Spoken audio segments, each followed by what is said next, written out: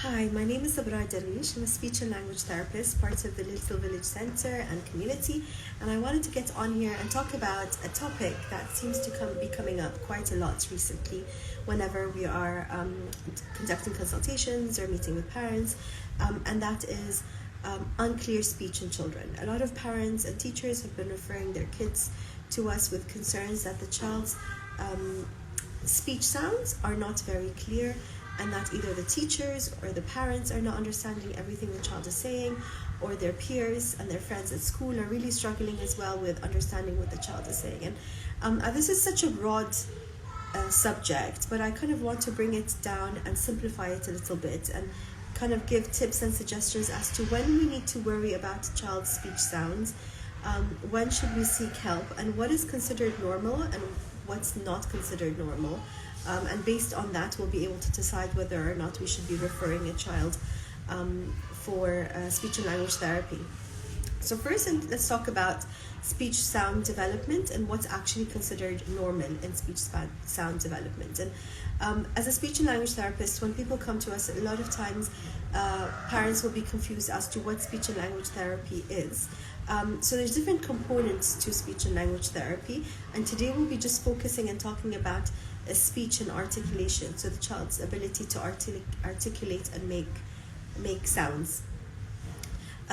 So speech sound development is like any other milestone development in children. It goes through different stages, and at each stage there is an expected milestone that the child will need to do and is able to do. So when a child is first born, he's obviously unable to say all the speech sounds or articulate and make speech sounds.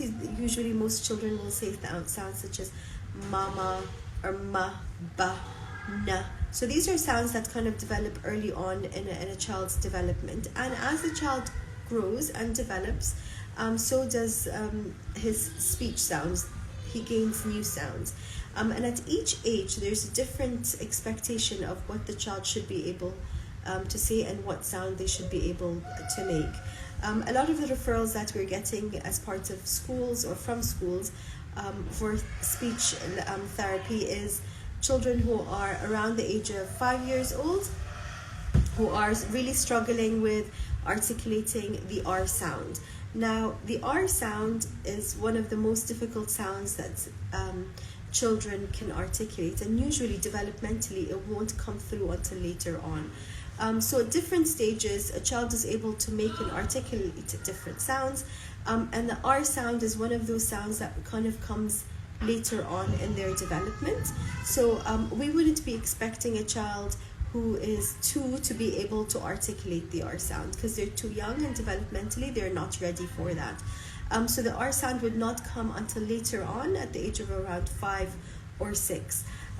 However, sounds such as m or b or t are developed usually earlier on, and the child will be able to articulate them and make them early on when they're younger. So going back to the question that was said or stated in the beginning, which is what is expected at each stage? Well, obviously there's different milestones, and what I would recommend is if you go and join our online community, we have a whole page on what speech sounds would develop at what age and what is expected. And then with when should a child go and seek professional speech and language therapy, it depends really on the sounds that they're struggling with making. But if it's the R sound, then we would generally recommend that you kind of take the wait and see approach until the child's a bit older, he's around 5 or 6, and then go and see a speech and language therapist.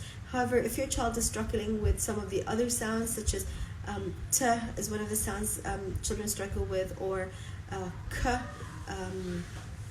sh, and s, then we would recommend you seek advice by the age of 4 or just before that to conduct a complete speech and language assessment and identify areas or sounds that need therapy.